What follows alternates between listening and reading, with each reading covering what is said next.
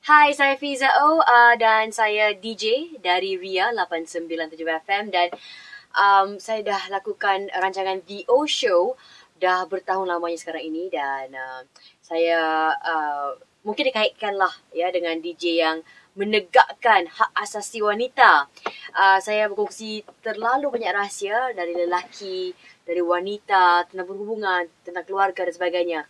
Dan saya rasa antara perkara yang selalu saya terima ialah tentang perhubungan, tentang lelaki yang mungkin kikis dia perempuan, perempuan kikis dia lelaki, dan selalunya tentang main kayu tiga. Selalunya lah. Ataupun lelaki tak setia dan sebagainya lah. Jadi saya terima banyak kiriman email, ya, panggilan dan sebagainya. Dan these are real stories yang saya terima. Dan saya terima kiriman email dari seorang girlfriend yang saya akan kepung nama dia. Dan inilah kiriman emailnya yang saya nak kongsi dengan anda sebab saya rasa ini adalah antara kiriman cerita yang menyentuh perasaan saya, menyedihkan sangat. Mungkin suaminya berkelakuan sebegini, mungkin kerana orang ketiga yang dirahsiakan. Jadi ini adalah kiriman email dari seorang girlfriend yang ingin dikenali sebagai strawberry shortcake. So girlfriends, kalau anda ada antara anda yang mungkin rasakan anda juga pernah dalam perhubungan yang anda tertipu, ya, sebagainya, please anda boleh email kepada saya, fizao897@gmail.com, fizao897@gmail.com, atau letakkan komen anda di bawah sebagainya, atau di Facebook saya di Fizao. Anyway, kata strawberry shortcake, kata anda, salam sis, this story is about me and myself. Saya berkahwin Disember 2010 and everything was super like a fairy tale for me. Saya harapkan saya dapat happy lah buat selamanya kan. So I had my honeymoon with my hubby and things just seem to be flying in the air. Tapi 2 minggu selepas berkahwin, ya, tahun 2011, tahun lepas bulan Januari, everything changed. Hubby I mula untuk pulang lewat, balik tengah-tengah malam, waktu pagi sebagainya, dan buat rumah tu macam hotel. Dan Fiza, for your info, saya dan suami tinggal dengan orang tua saya. So bukan sekali dua, tapi dah banyak kali dia akan pulang 12 tengah malam, 3 pagi, 4 pagi. So I did ask him lah, you pergi mana? Dia jawab, sejak bila ni you pandai tanya orang balik lambat? So for me, okay, tak apalah. So anyway Fiza, I tak jangka, I never expected I akan cepat hamil at this early stage. Tapi bersyukur Alhamdulillah, saya bersyukur saya dapat berbadan dua. So bila I beritahu my hubby tentang berita baik ni, I thought he'd be happy, like, you know, like how I was. Tapi I terperanjat sangat, dia tak bersyukur, tapi dia kata, mampus aku bila I beritahu dia yang I berbadan dua. So suami saya tanya kepada saya, why so fast? He's not ready yet. I terperanjat. After knowing yang I dah hamil ni, dia masih lagi tak kuasa, makin teruk lagi sebenarnya. Dia akan tinggalkan saya seorang-seorang. Ketika tu saya muntah-muntah, mabuk, dehydration, saya lost weight and everything else. Tapi saya tetap bersyukur sebab saya tinggal dengan orang tua saya dan orang tua saya lah menjaga saya. Dan suami saya heck care langsung, tak pedulikan saya dan tak bertanggungjawab langsung. Dan suami saya memberitahu ibunya dan ibunya pula, iaitu ibu mertua saya, menjawab, cepatnya? Betul ke mengandung? Apa kata saudara nanti? So mak mertua saya suruh saya periksa lagi, biar betul saya mengandung. Fiza, oh my goodness, what is this? I tak percaya. Mak mertua saya tak bahagia yang dia akan terima cucu tak lama lagi. So mak sama, anak pun sama. Dan bila melihat keadaan saya yang lemah ni, muntah-muntah sebagainya, saya tak boleh kerja, saya beritahu dia, okey tak kalau saya berhenti kerja sementara waktu, sementara saya tengah lemah ni, dan saya akan sambung bekerja lah lepas saya melahirkan. So dia kata okey. Dan ketika tu dia kata saya ni menyusahkan dia dan membebankan dia. So Fiza, bayangkan, setiap kali saya solat, saya berdoa, di manakah hala tujuan perkahwinan saya, every night, bila saya nak tidur ni, saya akan menangis. saya akan berbual dengan bayi dalam perut saya. Saya akan beritahu dia, tak apa, okey, kalau ayah benci, mami sayangkan baby. Dan I guess you know what? My baby also know what I'm going through. Dan I did talk to my baby. Tak apa, okey, kalau ayah tak suka, mami akan besarkan dan juga didik baby. Sebab suami saya kata, kalau dia tak layan saya dengan baik dan selalu sakit hati saya, dia rela lepaskan saya. So one fine day, lepas saya berfikir panjang tentang saya dan juga bayi saya buat keputusan untuk betul suami untuk ceraikan saya. Sebab saya tak tahulah apa akan terjadi pada masa depan. So lepas saya beritahu dia yang saya rela lah untuk dilepaskan, diceraikan, dia terus Fiza pergi rumah mak dia. Dia beritahu mak dia bahawa saya nak cerai. Dan petang tu juga mak dia pergi ke rumah mak saya. Dia tanya, betul ke tidak saya nak cerai? Saya kata, betul cik, saya rela diceraikan. Jadi mak dia suruh saya pergi buat laporan ke Mahkamah Syariah. Dia kata dia akan tunggu surat tu sebab saya yang nak ceraikan. Jadi mak dia datang petang tu juga dengan beg pakaian besar. Dia humbankan, dia pack semua pakaian anak lelaki dia suami saya. Dia masuk ke dalam beg dan angkat dan punggahkan segala harta benda suami saya untuk pulang ke rumahnya.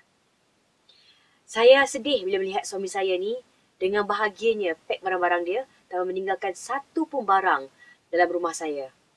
So, sebelum dia tinggal ke rumah saya, depan mak bapak saya, depan mertua saya, dia kata, aku dengan rela hati melepaskan kau. So, lepas saya dengar pengakuannya dan juga kata-katanya, saya rakamkan tarikh dan waktu dan membuat laporan ke Mahkamah Syariah. Selepas dia tinggalkan rumah, dia tak pernah tanya bagaimana saya, sihat ke tidak, baby okey ke tidak. Saya telah pun pergi pelbagai check up untuk diri saya juga baby. Tapi semuanya saya gunakan duit saya. Tak pernah pun mertua saya tanya khabar, saya sihat ke tidak, ya, okey ke tidak. Dia tinggalkan saya ketika saya hamil 3 bulan. Jadi saya pergi ke Mahkamah Syariah, pergi check up, beli barangan baby semuanya seorang diri. Tak ada satu sen pun yang diberikan untuk mempersiapkan kelahiran saya. So once I ask, sebab buat apa kan nak buat dia saya marah, geram. So ini akan menjejas my baby's health and my health. Dan saya dah penat dah orang yang tak ada otak ni. Sebab ini adalah bayi dia dan dia tak boleh terima ini adalah bayi dia. So as days go by, perut saya makin berat, makin besar. Saya beritahu diri saya bahawa tak apalah, saya harus terus kuatkan semangat. Walaupun kita pergi counselling sebagainya, dia tetap lafazkan dia dengan rela hati nak ceraikan saya. So yes, saya ke hospital ketika itu, seorang diri untuk melahirkan anak saya. Saya ditemani oleh kakak saya sebab ketika itu bekas suami katanya dia sibuk dan tak dapat temankan saya. He doesn't even bother to know when I'm due. So yes, dia tinggalkan saya seorang diri sahaja. Alhamdulillah Fiza, my labour time cuma 3 jam sahaja. Bila anak saya keluar, saya menangis.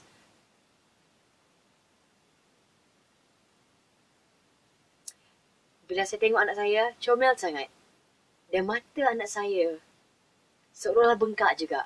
Macam mata saya. Seolah dia menangis juga ketika dalam perut saya. Dan jururawat ketika itu menangis juga melihat keadaan saya sebab mereka telah pun ketahui situasi saya. Bila saya mendukung anak saya letakkan ke dada saya janji pada diri saya, ini adalah anugerah Tuhan. Saya akan jaga walau apa pun jua sebab you are my heart and soul, you are my everything.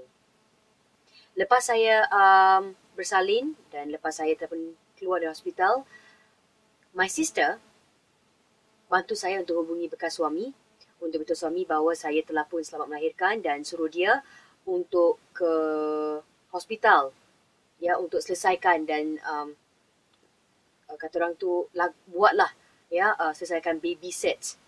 So lepas dia habis selesaikan birth set tu, dia terus tengok baby saya ketika tu di nursery sebab masih lagi tengah demam. So itu yang dia buat lah sahaja. Segala duit hospital, all the bills, all the cash, dia tak pernah tanya bagaimanakah bayaran itu. Siapakah yang bereskan? Siapakah yang lunaskan? Bila baby saya ya pulang ke rumah, dapat saya bawa balik ke rumah, awak tahu apa tak Fiza? Bekas suami hanya berikan satu set pakaian baby dan juga $10. Saya terperanjat. Dengan apa? Anak kawan dia? Ini anak dia tau.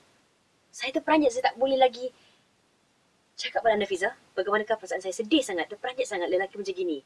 $10 untuk anak sendiri. So, yes. Saya dah pun terima surat dari Mahkamah Syariah yang kita perlu untuk ke Mahkamah Syariah.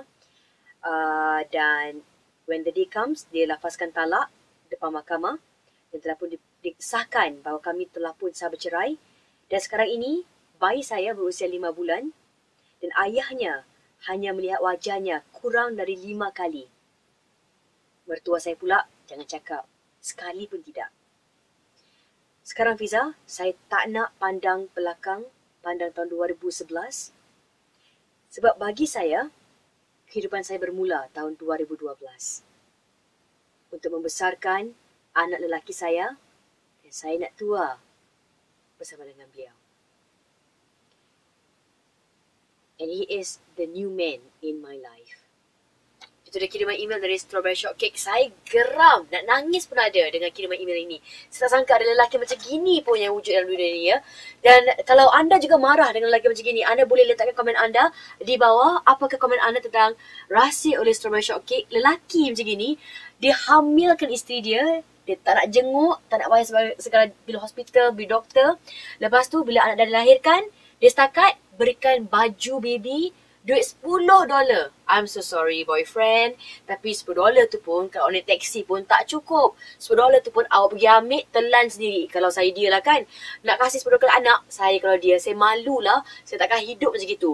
Jadi kalau anda yang marah macam gini, marah dengan bekas suami Strawberry Shortcake, anda boleh letakkan komen anda di Facebook ataupun di bawah sini.